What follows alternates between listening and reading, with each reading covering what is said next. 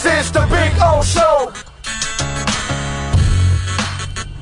This is the Big O Show. Erick, how you doing, my man? You doing all right? You feeling good? Great. Just rehydrated a little bit after the win. Feeling good, feeling ready to fight. All right, so let me ask you something. So you're saying you rehydrated. So, like, what'd you do last night? Were you like in a sauna for like 67 hours straight or something like that? Man. One of those deals? Sauna till till How the hell do you guys do that stuff? It's a little extreme, but boxing, man, it's a game of advantages, and you got to get that advantage, that weight advantage, cut them as most as you can, and gain as much as you can the night of the fight. So Erick, so hold on a second. So last night you dehydrated your ass to like the point of a raisin. So where you can see my spine from the front. Okay. That's a good line. That's a good line. Okay, so then how in the hell do you sleep or whatever after? Because you've got to be like cotton mouth and like you're dying to drink something. So you're like that for hours until this moment here. Honestly, well, over time you just start to get used to it. Like, okay, it's part of the job. It'll be over. The burgers are not gonna stop selling. All the restaurants are gonna be there after the fight. So it's all temporary, and it's a mental game. Yeah, it's all mental too. Like, you just gotta try to sleeping is hard. It's like the toughest. But once you get into that deep sleep, you're good. You're good to go. You wake up, you're not even hungry when you wake up. Wow. Oh, you got to cramp up. Toes go God, crazy, yeah. Bro. Like when I'm trying to lay down and sleep. Yeah, no, let me tell you, and it's like for an old dude like me, like every once in a while I'll get a cramp I'm 55, bro. Yeah, I'm 55. I don't believe that. I'm 55. But you get a cramp like in your calf, and I'm jumping out of bed and I'm trying to straighten this down. I can't imagine what you would be doing. All of you guys. I don't know how you all do this. She's gonna think I'm crazy, like jumping out of bed like in the middle of the night, 3 a.m. But it's part of the job, we love it. We love what we do, and this is how we make our living. Okay, so now I get it.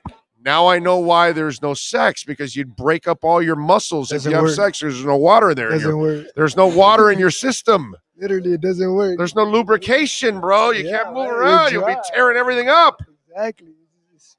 Okay. All right. Rub burn and everything. So talk to me. And by the way, we're talking with Erick Lanza, making his home here in Homestead from Nicaragua. Talk to me about the psyche leading up to the fight tomorrow night. How do you prepare yourself mentally? How does your day start to the moment you get into the ring? What is it's a routine, right? Because it's got to be some kind of a routine. Like a ritual. I have this ritual where I just have this conversation with myself. I zone out. I zone everybody out. I look down at my hands and I say, I have greatness in my hands, and I have to show everybody that. Nobody will believe it until I go in that ring and show it.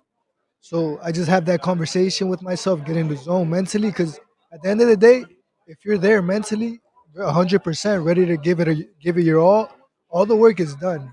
All the work. There's nothing that you could do that 24 hours before the fight that's gonna help you. Everything's already done. But before you get in that ring, it's all mental. You gotta talk. Give yourself a pep talk. You're already hydrating. You're all happy. Everything smiles. But the job's not done. The job's not done till the fight's over, the bell rings, and your hand is raised. God willingly, everything goes to plan. We train very hard for this fight. But like you said, I have this ritual where I look at my hands, I have a conversation with myself, I make sure that I'm in tune with myself and my spirit too, because you need all that. You need to have all that, a mix of your mental, your body, mind, and soul. Yeah, because everything's going to be tested in that ring. Exactly, everything. Your heart too. You gotta be able to if unexpected punch and you get hurt and you go down, you got to get back up and keep moving forward and adapt and make the adjustments to win the fight. I got you. Erick Lanza joining us. Erick, do you have to manufacture the anger, or is it not anger because that will maybe get you out of focus? Is it an intensity? What is it that how do you paint the picture of your opponent there? If you don't, if you're in a school and you get into a fight with some guy over a girl or whatever, there's natural anger there. Right. but you got to manufacture it because there's no way you necessarily really hate Ricardo Del Exactly. I Campo. don't know him. You don't know Yeah, him, I don't right? You know what I mean? So how do you prepare yourself with, because you got to have some kind of an edge Of course, when you of walk course. into that ring.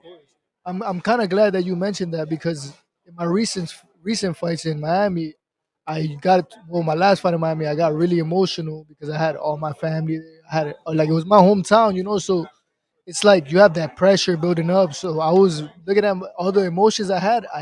I gave it to like I showed my opponent that at the weigh-in, but in reality, it went like and when I stepped in the ring, I was thinking like fight, like I'm gonna knock him out, I'm gonna knock him out, I'm gonna try to get him out of there. And that's not always the key to success. I had him close to the knockout, but I realized then that if I would have just stayed patient, used my jab more and looked for a perfect counter punch, that I would have gotten what I wanted, the knockout. You can't look for it. You gotta go in there, do your job, follow the game plan, and the knockout will come. And I'm pretty sure you've heard it times before, covering boxing and everything. You can't force the knockout. But I learned from that, and luckily, now I can't. Like I respect my opponent more because now, okay, he's here to do his It's not job. an anger, it's a Yeah, controlled intensity. exactly. Is But you that what gotta it know when is? to switch it on, Right. and because if you're too emotional, Right. then you load up on your Te punches. ciegas. Yeah, te ciega. Right? Y todos los golpes los tira duro y te cansa. You feel me? You get tired. Right. Like, and we can't have that in the ring. You got to be able to control, your breathing, Right. because that's another thing. Your breathing is very important. Of And course. when you're mad, you start Right. When you're mad, hyperventilating. you blank out. You just Exactly. like your rage. Rage takes over. And rage is not intelligence. In the ring, doesn't always portray us that way. Yeah. All right. That's interesting. And at this level, that you don't have the same kind of film on your fighters that came, like once you get to a more, global level, you've seen guys fight each Yeah. other. Is it a little harder to prepare because some of the fights at this point may not have the same kind of video you need in order to prepare? How You're right. how much of a challenge is that for you? Well, it's a challenge, but at the same time, we looking to like treat every fighter the same way. It doesn't matter how good he is or how bad he may be.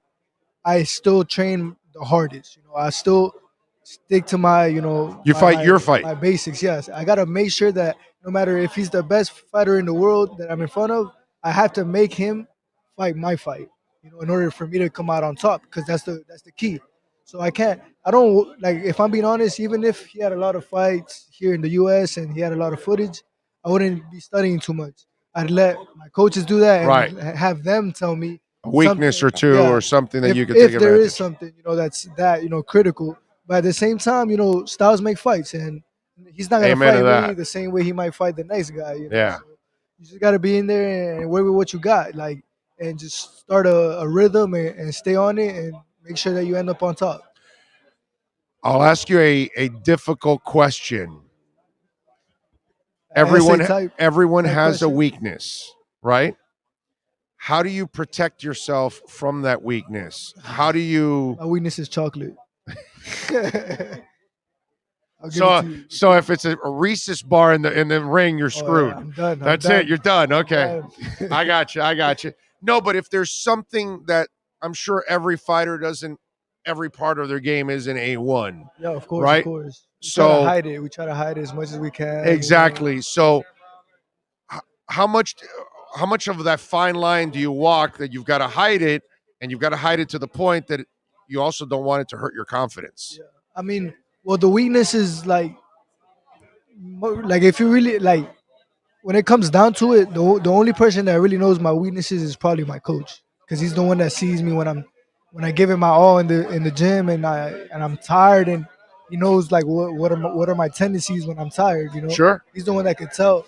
And sometimes he'll be on top of me about it, and he'll try his hardest to like be a dick about it, like I be, got you. like Yeah. because my guy's a You're on yeah. YouTube. You're good. You're Okay, good. good. Yeah, he's my coach, man. He's a great man. He's a great man, but he's a tough cookie, man. He's gonna bust your Guy's balls. an ass. Yeah, I yeah, love him yeah. to death, man. I love him to death. He gets me, in the best shape of my life. Yeah, exactly. There's He nothing can't wrong be with pushing you, can't be man. he can't be a cheerleader now, Yeah, yeah. but you know it's a challenge because that challenge you see it more in the gym. Those days when you're tired and you gotta make it to the gym, work hard, and even when you're tired, that's when he asks the most from you. Like, that's when he tells you to push the hardest and slaps you and tells you, "Yo, wake Because up, come on, that's let's going to be work." the 7th round. That's going to be the Exactly. 9th round. That's going to be the 12th It's round. better for it to happen in the gym than in Right. the ring. So, but like as you know, back to your question, like challenge wise, like us boxers, we're good. We're good. We got a good poker face. Like you got to be able to hide it even when you're running and training. Because when we're running and training, I'm tired. Like I'm Yeah. dying, but I gotta just keep that face. Like no, nah, because it's all mental. At the end of the day, it's all mental. And another thing is you gotta have your little habits in the ring to like stray away, like to keep your fighter away from seeing things like an opening or something like that. Like you gotta be quick with it. You gotta be more aware of it, of yourself, than he's gonna be aware of your blind spot, or something, a place that he can place a punch and hurt you. But like I always keep my hands up. I always protect everything. I'm pretty aware of my defense. Sometimes I do tend to get reckless, but when I'm getting reckless is when I'm going for the kill. So All right. Well, let's see if you go for the kill tomorrow, man. Eric, thank you for taking some time, man. Great thank you for interview. having me, man. Really appreciate you, man. I like your guys' vibe, man. It's pretty Thank you, cool. my brother. And we'll check you out. We'll be here tomorrow night. Thank you so much, All right. man. And you can follow the podcast course. now. Big On O YouTube. Radio Show. All right, perfect, man. You Appreciate got it. All right, baby. Let me shake hands just in case. I don't want you to get any COVID. No, fist pump only. I don't want to be part of knocking you out of the fight.